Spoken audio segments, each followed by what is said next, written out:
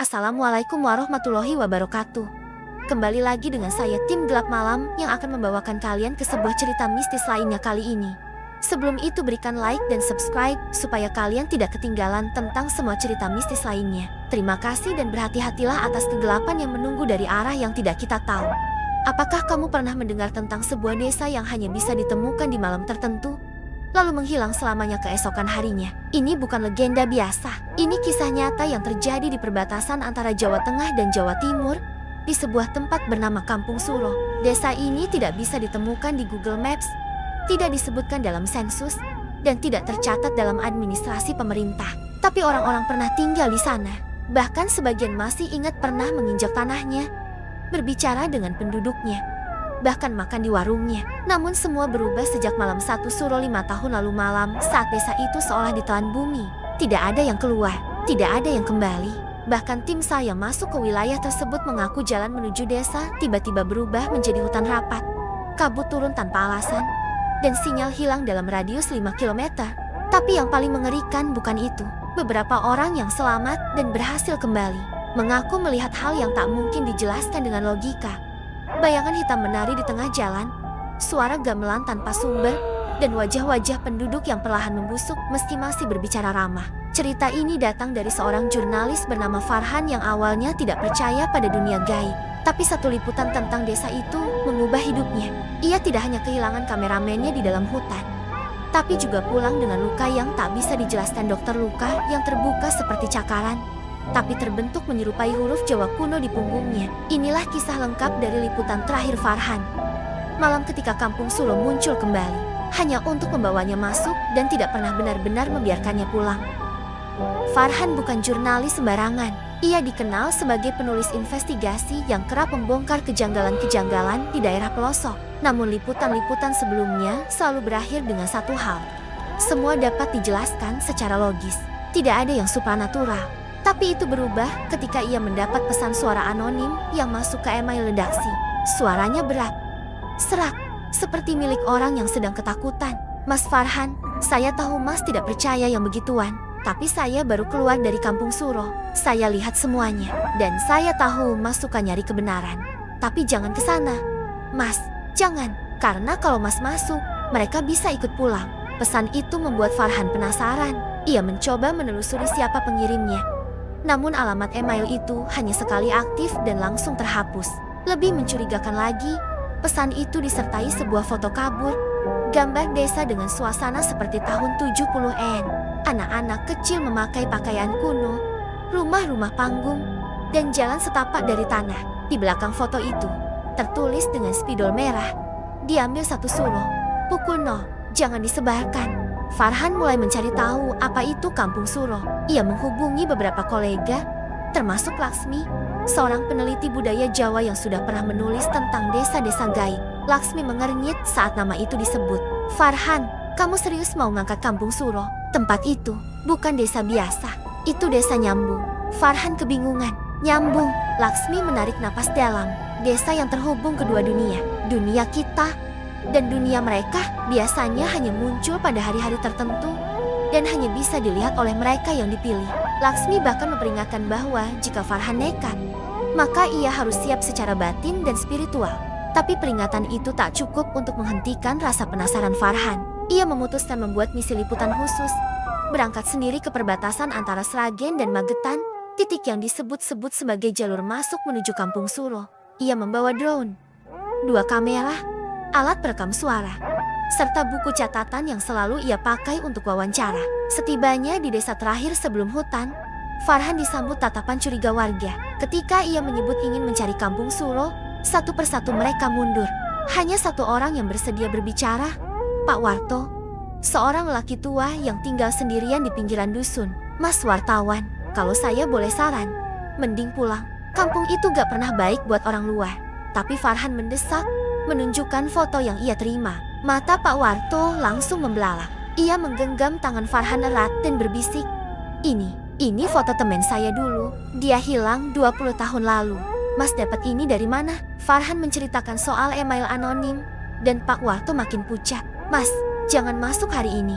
Malam ini 1 Suro. Itu waktunya mereka buka jalan. Sekali Mas masuk, belum tentu bisa balik. Atau balik, tapi bukan jeti emas yang sama. Farhan menelan ludah, tapi sudah terlambat untuk mundur. Ia menginap semalam di rumah Pak Warto, dan tepat pukul 23, ia bersiap masuk ke hutan yang dipercaya sebagai jalan masuk menuju Kampung Suro. Malam itu, langit gelap pekat tanpa bulan. Angin bertiup pelan namun membawa hawa dingin yang tidak wajar untuk daerah tropis seperti Magetan. Farhan melangkah perlahan masuk ke hutan, hanya diterangi senter kecil yang mulai redup.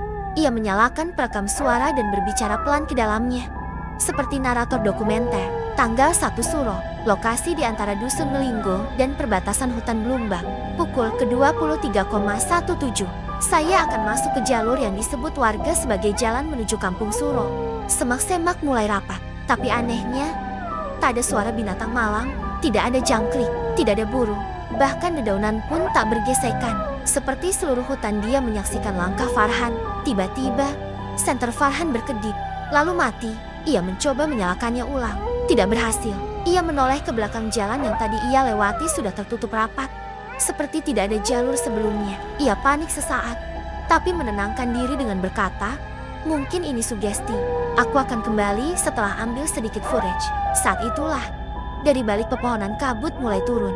Kabut tipis namun sangat putih, mengambang tanpa arah, dan di kejauhan, ia melihat cahaya kuning seperti lampu minyak. Farhan berjalan mengikuti cahaya itu, dan pelan-pelan kabut mulai terbuka memperlihatkan jalan tanah kecil, dan sebuah gapura kayu tua bertuliskan Kampung Suro. Langkah Farhan berhenti, tenggorokannya tercekat.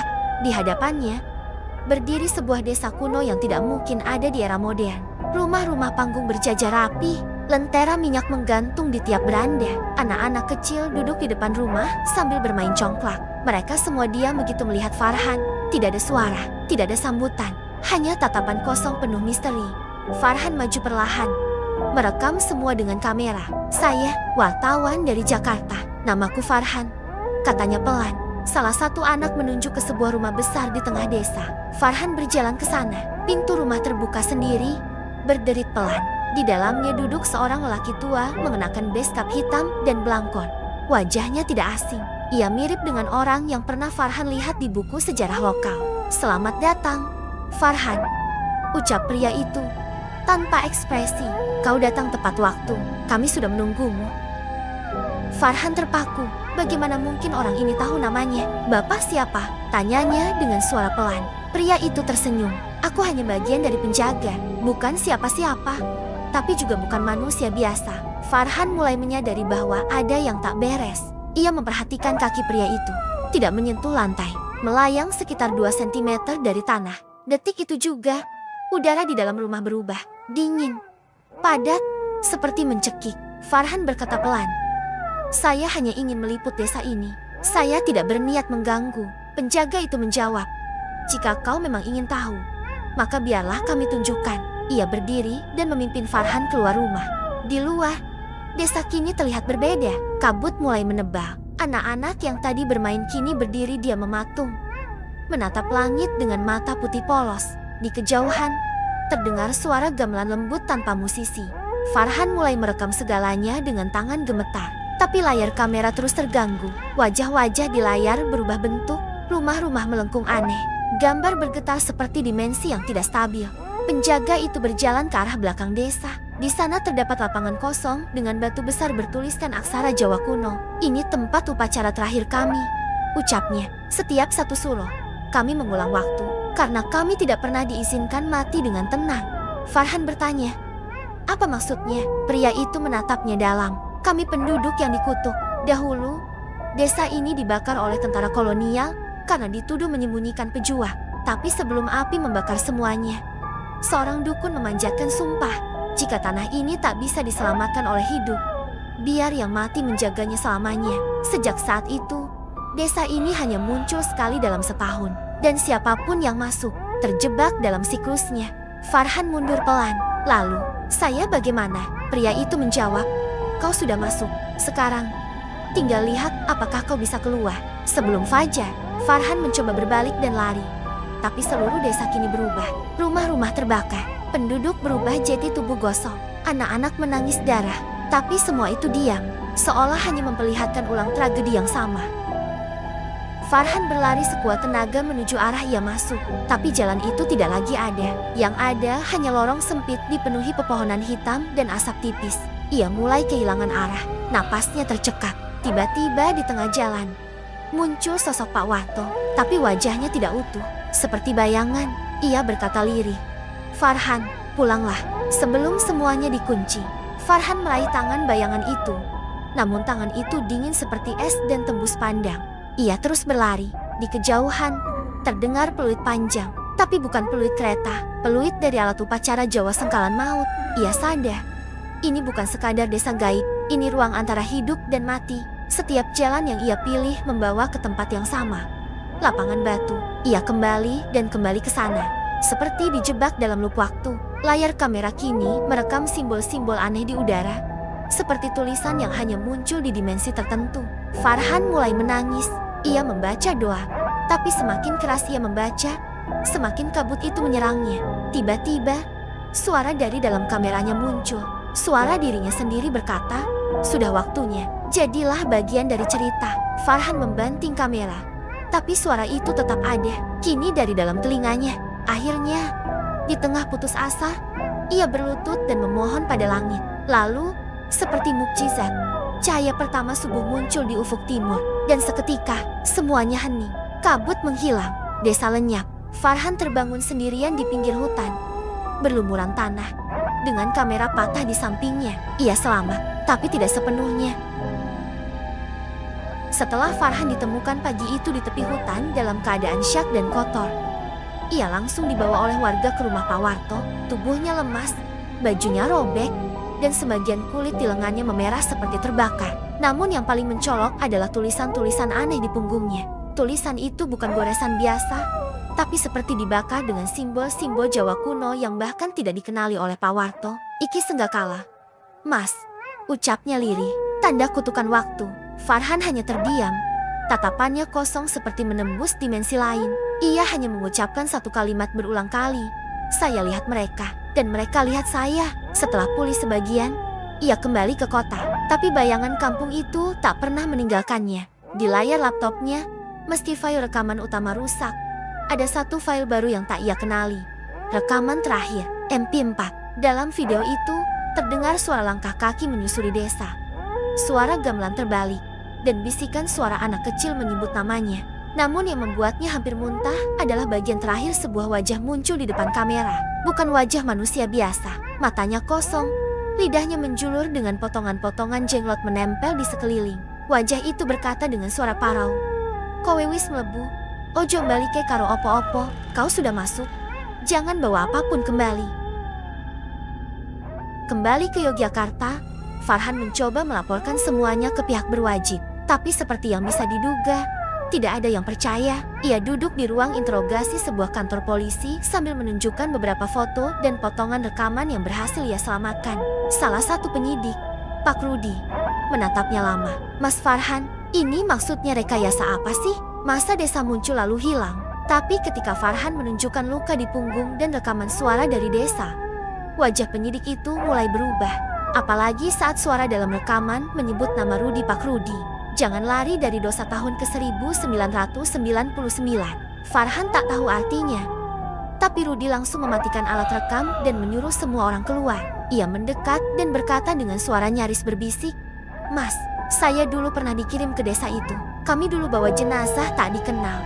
Tapi waktu sampai sana, mayat itu bangkit. Dan kami semua disuruh bungkam."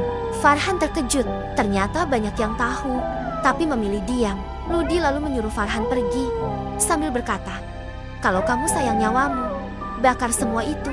Jangan pernah sebar rekamannya." Tapi tentu saja Farhan tak mendengarkan. Setelah pertemuan dengan Rudi, hidup Farhan berubah semakin aneh.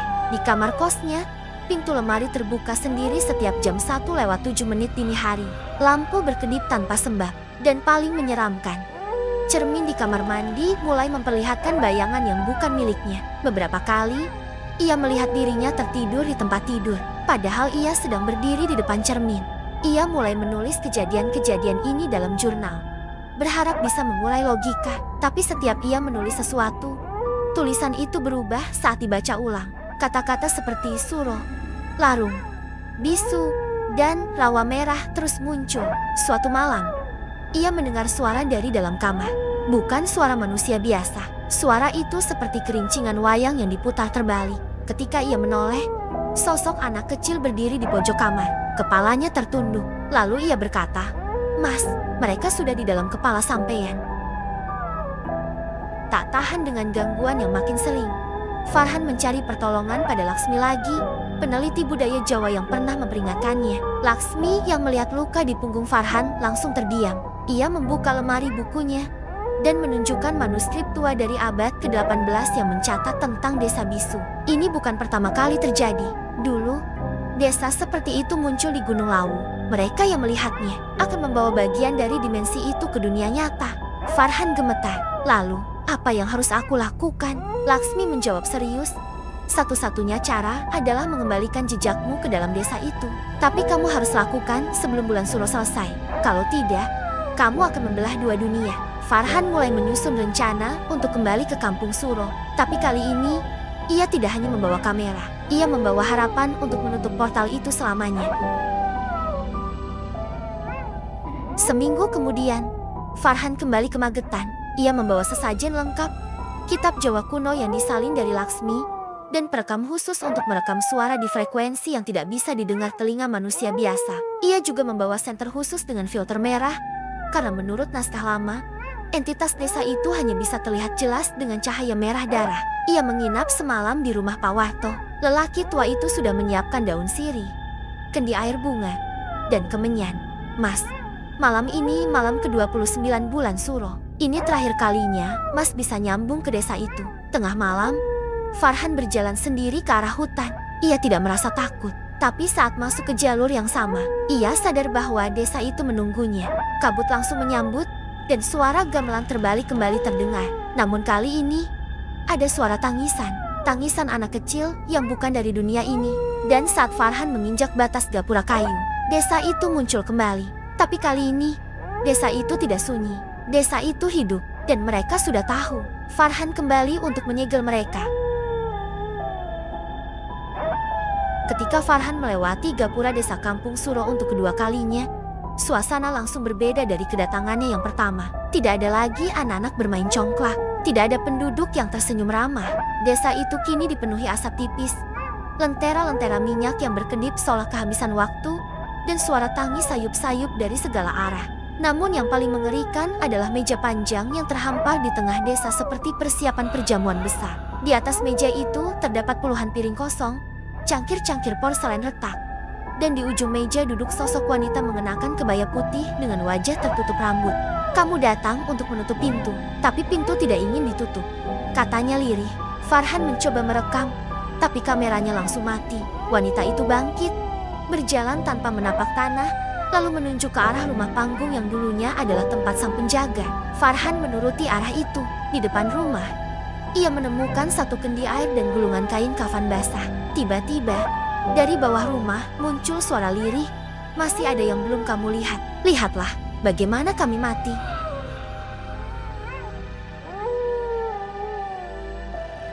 Farhan berjalan ke dalam rumah panggung yang kini berubah jadi suram dan penuh noda darah tua di dindingnya. Saat ia menyentuh kendi yang disediakan, tiba-tiba cahaya di seluruh desa redup dan suara jeritan membahana dari segala arah. Ia melihat kejadian aneh. Bayangan-bayangan manusia berlari, rumah-rumah terbakar, dan tentara Belanda dengan bayonet menjerit dalam bahasa asing. Tapi semua ini terjadi dalam satu dimensi yang berbeda. Farhan menyadari ia sedang menyaksikan peristiwa malam pembantaian malam ketika seluruh warga desa dibakar hidup-hidup karena dituduh membantu para pejuang. Tapi bukan itu yang membuatnya bergidik. Ia melihat seorang wanita hamil diseret, seorang anak ditusuk bayonet, dan pria bersurban yang membaca doa sambil dibakar hidup-hidup. Mereka tidak mati. Bisik sebuah suara. Mereka disegel. Dan segel itu, "Kamu buka." Farhan gemetar. Ia memegang kitab kuno pemberian Laksmi dan membacakan mantra penutup. Namun sebelum selesai, seluruh bayangan itu berhenti dan menatapnya bersamaan. Matanya membelalak saat menyadari semua itu bukan bayangan. Itu arwah yang masih hidup dalam putaran waktu. Dan kini mereka tahu. Farhan berusaha menutup mereka. Farhan lari keluar dari rumah panggung. Napasnya memburu. Desa kini berubah total. Seluruh langit desa memerah, tanah berguncang. Pohon-pohon menunduk seolah memberi jalan bagi sesuatu yang sangat besar. Dan dari ujung desa, muncul sosok makhluk tinggi menjulang dengan kepala menjulur ke samping. Seperti leher patah, ia melangkah perlahan dengan suara tulang retak. "Waktumu habis," bisiknya. Farhan berlari menyusuri lorong-lorong rumah yang kini menyempit dan membelok sendiri. Ia menyadari bahwa desa ini hidup. Ia tidak lari di tanah, tapi di tubuh dari sesuatu yang lebih besar dari desa itu sendiri. Setiap langkah membawanya ke tempat berbeda. Ia berteriak memanggil nama-nama dari kitab kuno, nama-nama suci dan pelindung. Tapi suara itu tenggelam oleh teriakan entitas. Tiba-tiba, tangan besar seperti tangan manusia, tapi dengan jari panjang dan hitam menjulur dari atap rumah dan menarik kamera dari pundaknya. Kamera itu hancur seketika. Farhan hanya membawa kitab dan kendi air. Ia tahu, hanya satu tempat tersisa, Rawa Merah, tempat upacara larung terakhir. Disitulah ia harus menutup semuanya.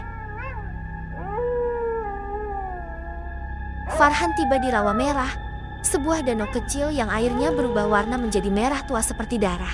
Di sekelilingnya, pepohonan berwarna hitam kering, dan langit benar-benar gelap tanpa bulan. Ia menyiapkan kendi air dan membuka kitab, namun suara dari air mulai memanggil, "Kembalikan yang kau bawa, atau biarkan kami ikut." Farhan mulai membaca mantra penutup. Tangan-tangan keluar dari rawa, mencengkeram kakinya. Ia terus membaca, mengucapkan satu persatu huruf kuno. Dari balik pohon, sosok penjaga pertama kali muncul kembali. Tapi kini tubuhnya penuh luka terbuka. "Jangan tutup gerbang ini, Farhan. Kami tidak ingin hilang." Tapi Farhan menutup telinganya dan terus membaca. Air dalam kendi mulai mendidih. Saat mantra terakhir diucapkan, seluruh rawa bergetar, tangan-tangan terbakar, dan cahaya putih meledak dari tengah danau. Arwah-arwah mulai menjerit dan menghilang satu persatu. Tapi sebelum semuanya hilang, sosok wanita berkebaya putih berbisik ke telinga Farhan, "Sekalipun kamu selamat, kamu tidak pernah benar-benar kembali." Farhan terbangun di pinggir hutan, sama seperti sebelumnya. Tapi kali ini, tidak ada kamera, tidak ada kendi. Hanya kitab yang kini kosong, halamannya putih polos. Ia berjalan kembali ke rumah Pak Warto. Tapi rumah itu kini kosong, ditinggal bertahun-tahun. Tidak ada warga di dusun. Bahkan jalan desa menuju kota pun penuh ilalang. Saat tiba di kota, semua orang menatapnya aneh. Ia kembali ke kosnya di Yogyakarta, membuka laptopnya. Semua file dokumentasi hilang. Bahkan email, log panggilan, dan data pribadi. Semua kosong. Ia memeriksa KTP-nya. Nama di kartu itu bukan Farhan, tapi Hari Surotomo. Ia panik, memeriksa cermin. Sosok dalam cermin tersenyum, tapi tubuhnya tidak mengikuti. Ia jatuh terduduk, dan dalam benaknya, suara yang familiar berbisik, "Kamu tidak selamat, kamu pengganti, kamu yang berikutnya." Farhan menatap layar komputer. Di sana muncul satu file baru. Rekaman baru, MP4. Ia mengkliknya, dan di layar muncul dirinya sedang berjalan ke desa, diikuti ratusan bayangan gelap di belakangnya. Beberapa hari setelah pulang, Farhan menyadari sesuatu yang lebih menyeramkan dari apapun yang pernah ia alami. Dunia di sekitarnya mulai berubah. Orang-orang berbicara dengan suara yang terdengar seperti gemah. Kalender di dinding kamarnya berubah tanpa ia sadari. Bulan, tanggal, bahkan tahun berubah menjadi angka-angka aksara Jawa. Malam hari, jam dindingnya berdetak mundur. Di setiap cermin, ia melihat dunia yang berbeda. Bangunan tua, jalanan kosong, dan dirinya sendiri mengenakan pakaian adat Jawa kuno. Farhan mencatat semuanya di buku catatan, namun ketika ia menulis dengan tinta, tulisannya berubah menjadi arang. Setiap tidur malam, ia bermimpi menari di tengah upacara larung di Rawa Merah, diiringi gamelan terbalik dan suara ratapan. Dalam satu mimpinya, ia duduk di pelaminan sebagai pengantin suro, sebutan bagi seseorang yang dikorbankan untuk menjaga keseimbangan antara dunia. Ketika bangun, tubuhnya basah oleh air rawa dan daun-daun kering menempel di kulit. Ia sadar, segel telah ditutup, tapi akibatnya, ia menjadi jembatan antara dua dunia yang tidak seharusnya bersatu. Di luar dugaannya, orang-orang di sekitarnya pun mulai mengalami kejanggalan. Teman kuliahnya, Reno, mengeluh karena setiap malam mimpi berbahasa Jawa Kawi. Meskipun ia tidak mengerti bahasa itu, dosen sastranya tiba-tiba hilang tanpa jejak dan ditemukan 2 hari kemudian di bawah pohon beringin tua dalam keadaan menggenggam jimat dari kampung Suro, channel YouTube Farhan yang dulu ia gunakan untuk dokumenter. kini otomatis mengunggah video baru padahal ia tak pernah menyentuh akunnya lagi. Salah satu video itu menampilkan wajah seseorang yang berdoa dalam gelap, diikuti oleh suara jeritan dan munculnya wajah-wajah membusuk yang memanggil, "Mas Farhan, awakmu durung rampung." Orang-orang mulai mengirimi komentar dalam bahasa Jawa kuno. Bahkan akun-akun yang sudah nonaktif ikut merespon. Lalu, sebuah surel misterius masuk ke email Farhan. "Selamat datang di bulan kedua Suro, padahal bulan Suro hanya ada satu kali dalam setahun." Dunia mulai kehilangan akal sehat. Kampung Suro tidak hanya muncul sekali setahun. Sekarang, ia menyusup ke dunia lewat Farhan. Suatu malam, Farhan mencoba menghancurkan cermin besar di kamarnya. Ia tak tahan lagi melihat pantulan yang tak menuruti gerakannya. Tapi saat cermin pecah, ia tidak melihat tembok melainkan kabut tebal dan wajah-wajah penduduk kampung Suro berdiri menatap dari seberang dimensi. Salah satu dari mereka adalah dirinya sendiri versi dirinya yang telah tinggal di sana. Sosok itu mengenakan baju pengantin Suro, mata putih, dan bibir dijahit benang merah. Tanpa suara, sosok itu menekan tangan ke cermin dari balik sana, dan retakan menyebar ke dunia nyata. Tubuh Farhan mulai ditarik ke dalam, satu kaki menghilang, lalu tangannya. Tapi ia melawan. Ia membaca ulang mantra dalam kitab kosong, menulis dengan darahnya sendiri huruf-huruf pelindung. Ia mengikat tubuhnya dengan janur kuning dan membakar dupa terakhir. Perang itu bukan fisik, itu perang antara versi asli dan versi bayangan. Di akhir pertarungan batin itu, Farhan menyadari sesuatu. Yang bertarung melawannya bukan hantu, tapi sisi dirinya yang ingin tinggal. Karena di dunia gaib itu, ia lebih dihormati, lebih dipuja, lebih dibutuhkan. Setelah berhasil keluar dari dimensi cermin, Farhan memutuskan untuk menghilang. Ia memalsukan identitas, membakar semua bukti keberadaannya, dan meninggalkan Yogyakarta. Ia tahu, seberapapun jauhnya ia pergi, kampung Suro akan tetap bersamanya. Ia hidup berpindah-pindah kota, Madiun, Jember, hingga ke pelosok Kalimantan.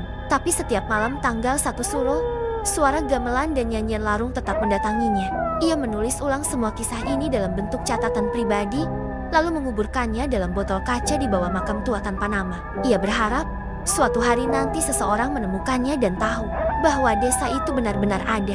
Ia juga tahu bahwa segel bisa dibuka kembali jika seseorang menyebut 3 nama dalam urutan tertentu, nama yang kini tertulis di tubuhnya seperti tato dari dunia gaib.